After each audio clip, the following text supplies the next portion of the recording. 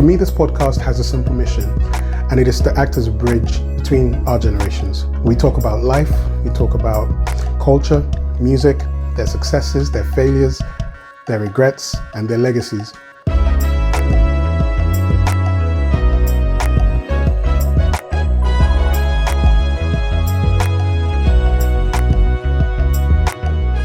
There's another thing that, because I know you and I know Auntie really well. Can I?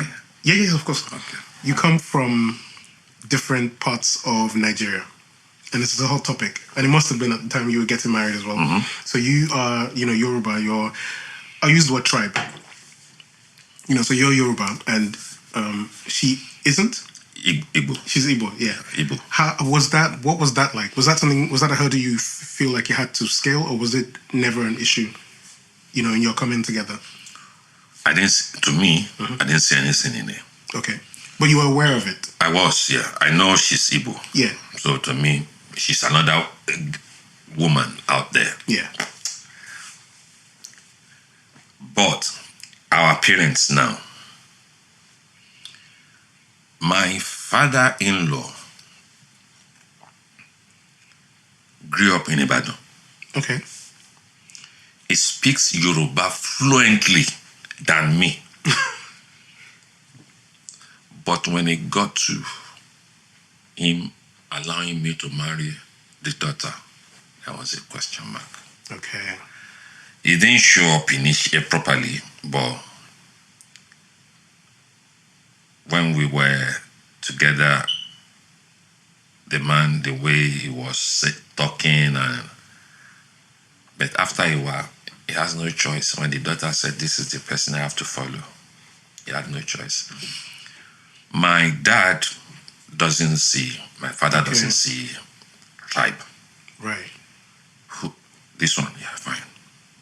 That's it. And in my family, we are about 1, 2, 3, 4 are married from different tribes. Yeah. Okay. 2 of us Igbo, 2 Urubus. So to my dad, he doesn't see tribe. Sure. You are just bringing a man, you are bringing a woman. Yeah, that's it. But yeah. So internally, you didn't see, you haven't really, it's not a factor, it's not something that's come up, the fact that you're from different tribes. What about externally? What about people around both of you, especially, in your early years? Was there a lot of people speaking, or people just trying to, understand or put things in your head about different tribes or things like that? My stepfather. Okay. Wow, that close. Yeah, my stepdad. He doesn't like him. But he knows the kind of person he wants to deal is talking to. That right. It's not going to change anything. Yeah. He voiced it.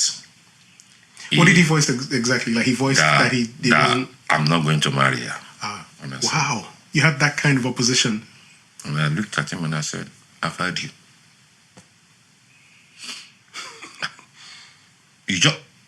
I've heard you. I'm the one marrying. It's not you. You are not even coming to the wedding anyway. So, He didn't come to the wedding? No. Wow. No. So what kind of support did you have from her family? From my wife's family? Yeah. Everybody supported me. Except for her dad? Yeah, initially. Okay. But by the time the man realized he's the only one standing, Lone Ranger, he changed. Wow. And we are very close today. Oh, wow. That's good. Me and Baba, we are very close today. He's still alive? Of course, yes. Oh, wow. What? So we're in the UK. Yeah. Everything we've described so far happened in Nigeria. When did you decide, or what was the decision like for you to move to the UK? Okay, it was in 1990. Okay. How old were you? 1990, that should be 20, is it 39 then? Yeah, actually, sorry, the math, 69 to 1990, yeah. 39, yeah. Yeah. And you're married? Yeah, we were together. Okay. So then I was having a project for my brother-in-law. Okay. So I went to sites he gave me some money because he was doing it in segments. As he gets money, we go and we do whatever the money can do. So, a Friday, we bought a bag of cement for 5 naira. A bag. Okay. Is that good or bad? Good. Okay. In 1990. Sure. By the Monday, that's when Babangida started second-tier foreign exchange market. It changed the foreign. It said it's making the foreign exchange an open market. Right. That's the condition the IMF gave him. Blah blah blah blah blah. So, from 5 naira on Friday, by the Monday when I got to site for us to buy cement, went up to 50 naira. Wow. Wow. I couldn't risk it. And in them times, there was no mobile phone and the rest of it.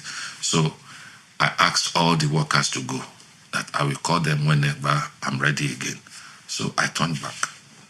I went to my brother-in-law and I told him, this is the amount. The whole money you gave me cannot buy a bag of cement. Because I need to buy 4 bags, which is 20 naira. And pay the workers.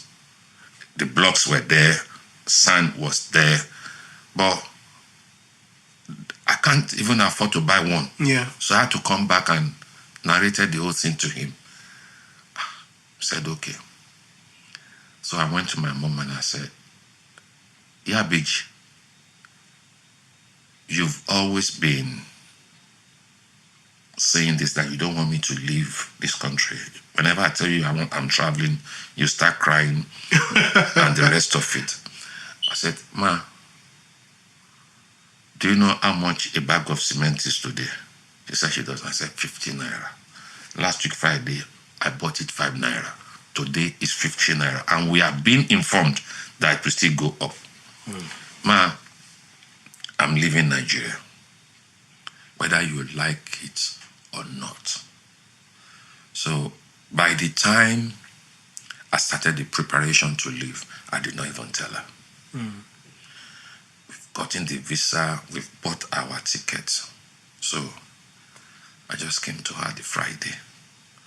I carried my sister along anyway. By the Friday, I asked my sister to meet me at her place, and it rained that weekend.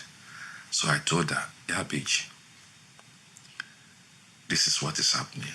I'm traveling on so day. What? I said, yes, ma'am. I'm traveling on so dates. There is nothing you can do now. I just have to go. She wept. She did all sorts. All the drama. But you should have told me. I will pray for you. I will have packed things for you. I said, I don't need this boy. So, wow. By Tuesday, I checked out Andrew. Wow. I followed Andrew checking out. Yeah, I am. So, and that's why you left Nigeria. Was it what you thought it would be like when you moved here? No. Was it so? Because obviously you had ideas, you and your wife, and then was it completely different in terms of what you found when you landed here? Totally different. Number one, the culture shock. Okay. The impression we were given is the whites are polite, they greet, and they are friendly. Not your experience. The culture shock. And we believe that, how we call England in Nigeria? No, in those days, how did you call them? Iluoba. Sure. Land of the Queen. The King's Land. That's it as it was there.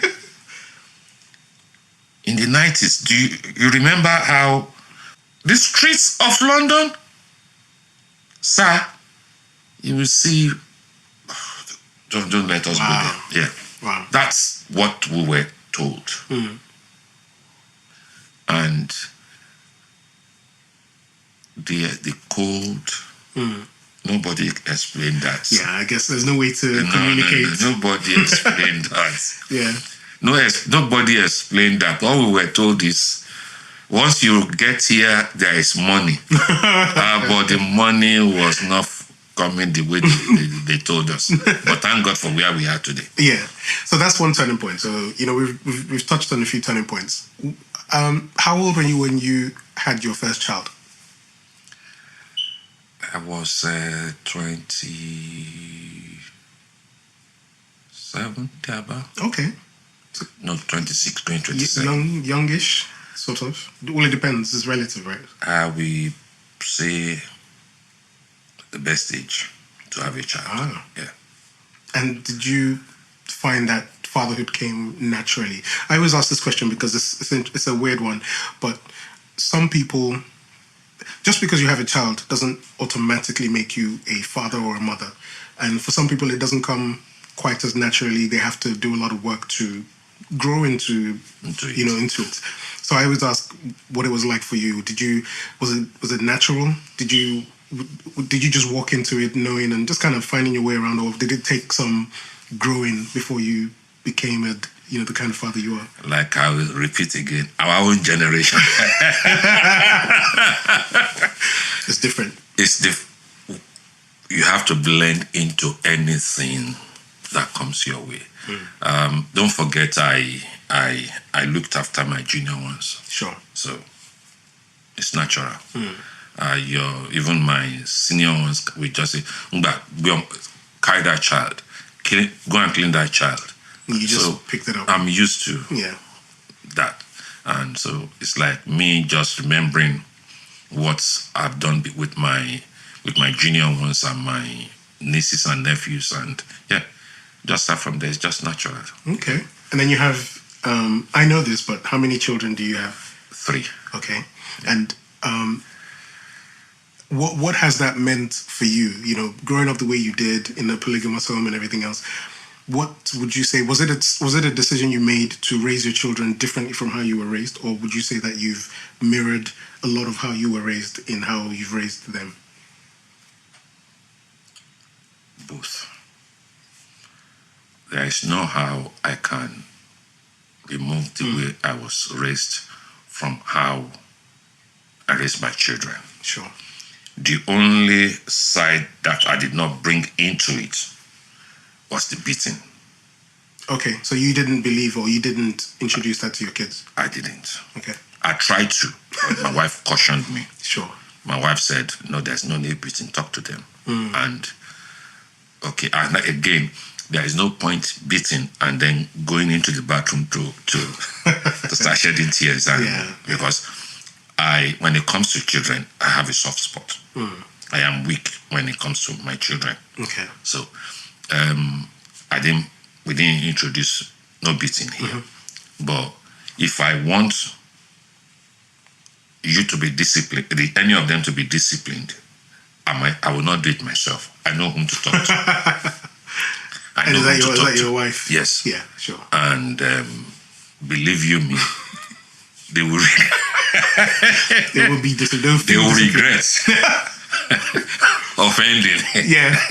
Because she won't touch them, but they know. They know that you will hear what you did not bargain.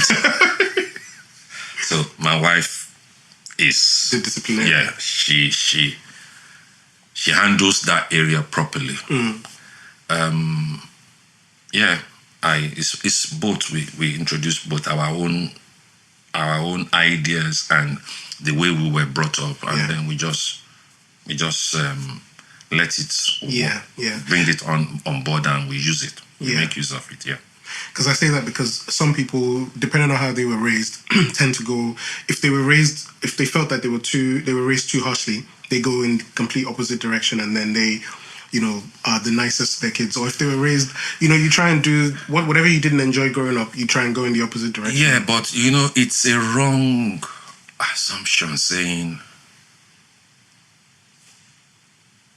what I went through, I don't want my children to go through it.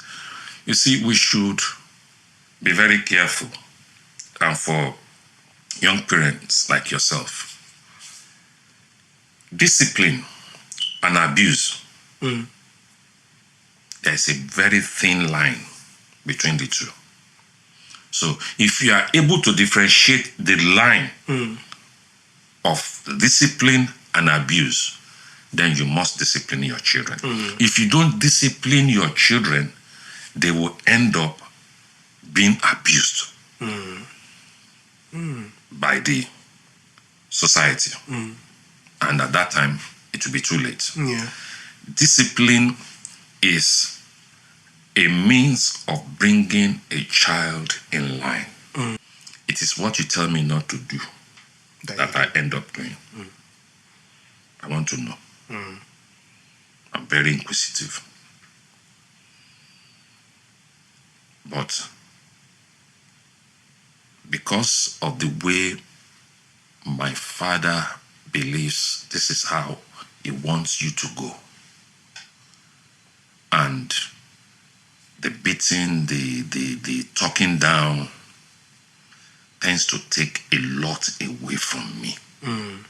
But if you allow a child to express themselves with their gifting and everything, but know when to check them and say, no, this is not right. You don't do it this way.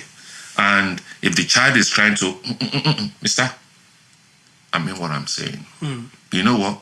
In fact, go back into your room. No more. No social media, no internet. In fact, turn off the whole Wi-Fi. You are disciplining that child. You don't have to beat. Yeah. You don't have to scream. You don't have to shout. And after a while, call that child down. Explain to that child why you are saying what you are saying. And why my children demanded to have TV in their rooms when they were growing up. My wife says, no TV in the room. I did not have any TV in my room. When I brought it up, my wife says, no, how can you say no TV in the room and you have TV in the room? Is that not double standard? Wow. You must not eat in your room. And you also have to abide by the it. same rules. Yeah. Whatever you tell them you must not do, then don't do it. Immediately you do it, you are showing them double standard. I'm more superior than you. No, it doesn't work that way. It doesn't work that way. God will not say, don't let me use that example because it's a bit controversial. Some people. Oh, I see. I will use it. Yeah. God, some people believe a Christian must not drink alcohol, but I don't know where that is written in the Bible. I've not come across it. But God will not say, don't drink, and then see him going to drink. Or he will not say, you must have only one wife, and then you see him going to have two wives. No. Anything God says, even though whatever he's saying you should not do is for yourself, but look at him. He's even standing on that side. Whatever he's saying, that is the standard that he himself is following. Yeah. So the same thing. Why do I use God? Because God is even greater than the parent. Because the parent might be saying, I'm a guy, you know. God is greater than you. So we should discipline. Yeah. Well, in that, I had this saying, and I think I really like it. If you discipline, sorry. It goes like this. I think, if you raise your children, then you get to spoil your grandchildren. But if you spoil your children, then you have to raise your grandchildren. Yeah. You're a grandparent. Yeah. Do you think it's made you softer? We were talking about this before we started recording, but do you think it's made you softer, or what's been that experience? When it comes to children, yeah, I'm soft already. Sure. So it's not because I'm not a grandparent. It's just that I'm softer when it comes to children. Yeah, because what my children did not have, even at age 5, my grandsons. As you already have. Yeah, it's it's just for them to say, even before the parents say, I will say, oh, what about this? And I wish, can I buy this for this guy? It's like, really? Yeah, come on, look for it in your place. Yeah. I'll pay for it. Wow. And that, grandparenting, yeah, they say we spoil. I'll say it's true. Grandparents spoil. I feel like it's a second wind for you To correct the mistakes. With the first set. To do it again and Yeah. okay, whatever. The first generation is our children. Now the grandchildren are the second generation. Now we want to correct some of the mistakes we made, and no, it's not going to work like that. And that's why I love it when I said something yesterday to Nathaniel, and straight away Bukola said, no, don't say that. And I said, oh, I'm sorry. I didn't mean it negatively, but I just said, no, I don't want to say, oh, then that's fine. Wow. I said, I'm sorry. And straight away I reversed it back. Are you able to acknowledge the mistakes you made raising your own children? Is that something you're, I guess, self-aware enough to say, I think I did this and it was a mistake. Maybe I shouldn't have done this, or I should have done something different. Yeah, those are there. If we can reverse the hand of the clock, there are some things I will do differently. Saying that though, and being a parent and a grandparent, what would you say, kids included, we'll just accept that you're proud of your kids. What are you most proud of, in your life up to this point? My children and my wife. I thank God Almighty, and I thank the lion of the tribe of the Olaitans and my wife. That she's the lioness of the tribe of the Olaitans, because if I were the only parent, I don't think they would have turned out the way they are now. I would have spoiled them. Sure. I don't think I alone can train a child properly, no. You've enjoyed the balance that you both bring. So what you offer and also what she offers. I don't think there's anything I'm bringing. I'm being honest. Because when they were growing up, I was on the street walking. I was a minicab driver. I was hustling. In fact, there was a time I decided to just have a chill out. And we went out, all of us together, and we were in traffic, and I just stayed there. I didn't move. And the question that came from Bukola was, Dad, are you all right?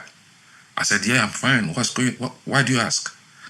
He said, we've been in this traffic for the past 20 minutes and you are not taking any shortcut. You are not screaming, you are not shouting. I said, what? This is the way I was. So you had to change. Because then, if I sight traffic ahead of me, straight away I bring out my A to Z in my head, and it's like, oh, where am I going? What can I do? Am I going northeast? Yes, northeast. If I turn left here, take this turn and go there, and straight away you see me and it works. Wow. I don't stay in traffic. That sounds like a really fun job. How long were you a minicab driver for? 2008. 8 years. 8 good years. Wow. 8 good years. Wow, it sounds like a really exciting job. I mean, I'm sure there's more things that go into it, but it's not exciting. Minicabbing. Because of the kind of people that you meet. Yeah. It's not exciting at all. Wow. No, not at all. Because you meet the good, the bad, the ugly. And it's very, very, very, very risky. Yeah. Plus the long hours. Twice I've had the greatest, or even 3 times now. 3 times that I was frightened to my marrow. Wow. 3 times was somebody trying to come out of the car and a gun dropped onto the floor of the car. And I just asked, I said, y'all see anything? Me not see nothing, man. Wow. He just asked me, y'all see anything? Me not see nothing, man. You're right, boss. Wow. Yeah, me alright, man. And then it goes. Wow. Then the worst of all these incidents was picking 2 guys from the cab office. One sat in the front, one at the back. Went into an estate. The one at the back went up, came down, sat back again in the car, and then I started moving, going towards Sydenham from Peckham. Immediately we turned to Peckham Road by a filling station. He said I should stop. I stopped. He got down, not knowing he left a carrier bag on the seat. I didn't look back, so I was just driving. Getting to where the guy was going, stopped and he just stretched his hand and carried the bag. It was cocaine. What? Igbo guy. And I looked. Supposing we were stopped on the road. That's your career, your livelihood done. Forget about lively. Who own it? People say doesn't know it. But it's the two of you. Say, I don't know anything about it. It's answer. No handprint. Nothing. So, mister, who owned the bag? His friend. Which friend? So there is a lot of risk. Man, sounds like I thought it would be exciting. No, and then when you are in that 4-corner box in your car, a lot will be going through your mind. And no, you don't. It's not the best of all jobs. It's not the best. It's not the best of jobs. Wow. Not anymore.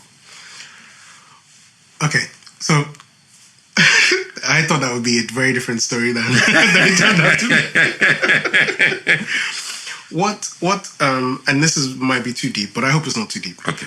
What would you say in the in all your years, what has been your deepest or your biggest regret?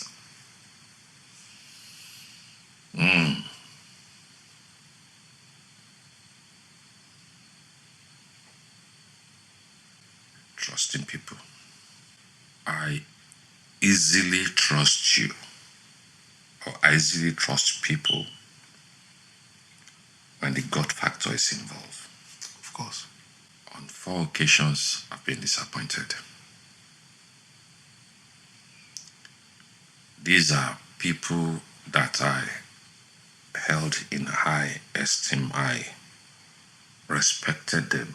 When they tell me jump, all I want to ask from them is how high. I follow. I'll jump. But they will do something. And it's always like once I'm coming up, immediately I'm about to get to that pinnacle where I can say, and I've relaxed myself. Then they will do something, and then it will give me a question mark. Is there God? Are we serving God? Is this Christianity? For different occasions. Though I've been told you don't trust man, you have to trust God, but you see God through a man. the aspect of religion and how it affects,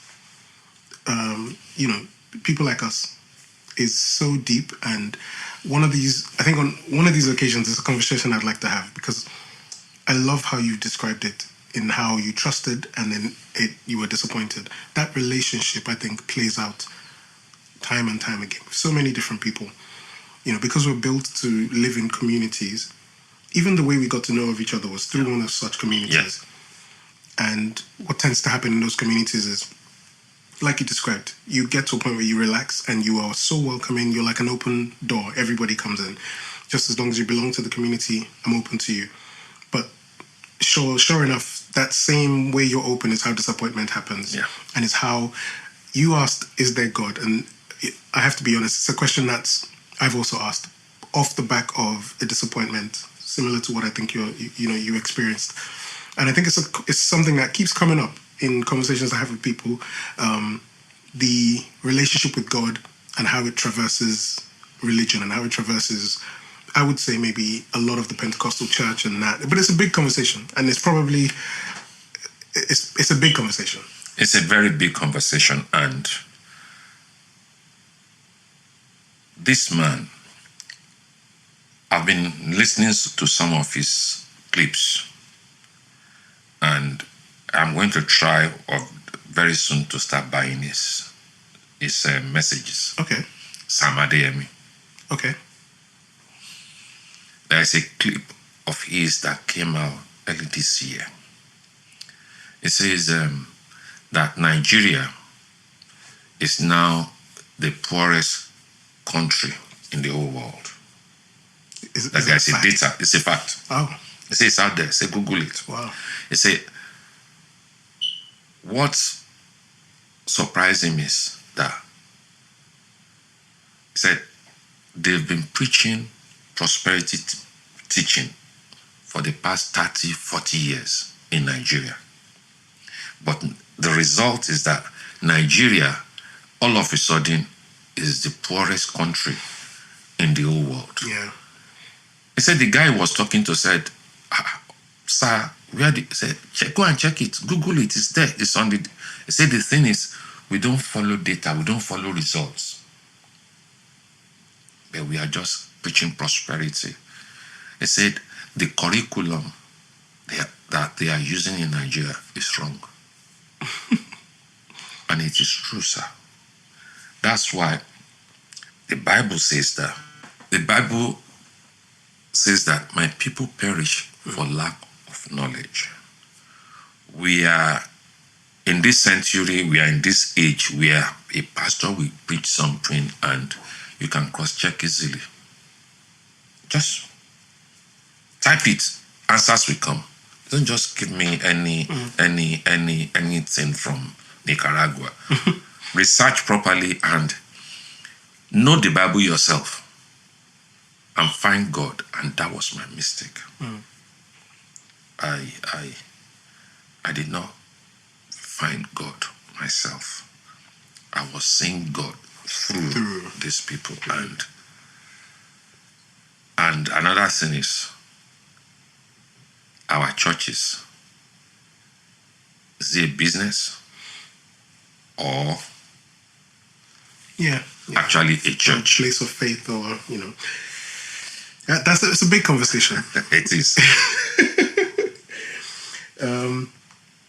This is a weird question, and we'll probably finish with this question. Okay. A lot of us don't like to think about, mortality or our own death, or But I like to ask this because I think if this was a snapshot, if you like, it should belong in this snapshot. So, what would you like your friends, your family, your loved ones to think or to say about you when you're no longer here?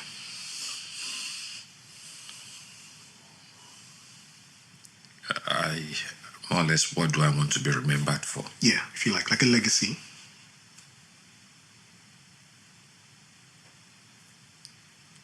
Somebody who was there for others.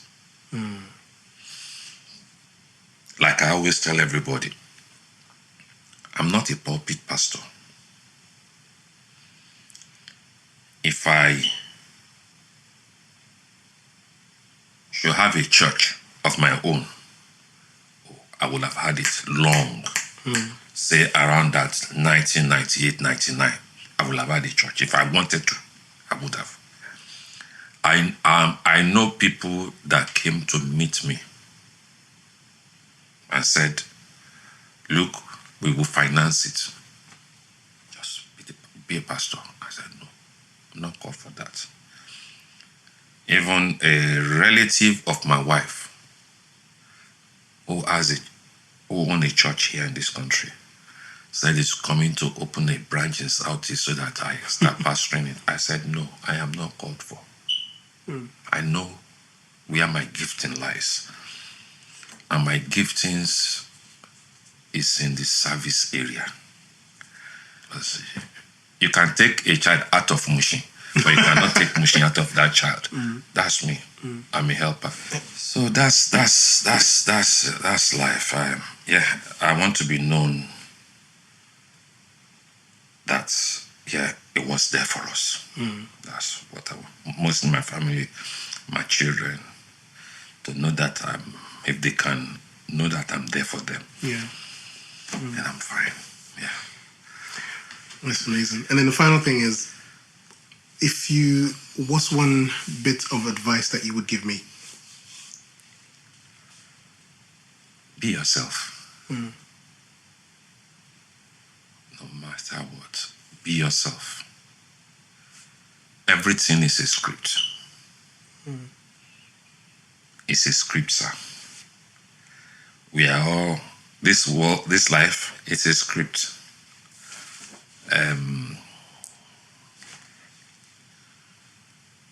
How come I did not meet your mom in Lagos? How come I did not meet a mom in Ibadan? And we met here. How come I got close to him as at the time I got close to him? And how come I'm going through what I'm going through now? Sir,